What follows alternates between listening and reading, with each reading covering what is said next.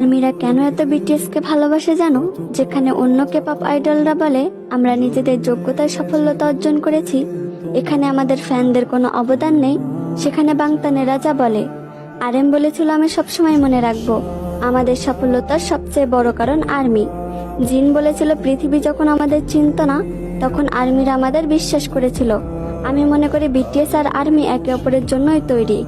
জেহব বলেছিল আমার প্রিয় আর্মি, তোমরা কখনো নিজেদের একা মনে করবে না, কারণ বাংতান সবসময় তোমাদের সাথে আছে। সুগা বলেছিল আমার জীবনের সবচেয়ে বড় অধ্যায় হলো আমার ভাইয়েরা এবং আর্মিরা, কারণ তাদের সাথে আমার সুন্দর মুহূর্তগুলো কাটিয়েছি।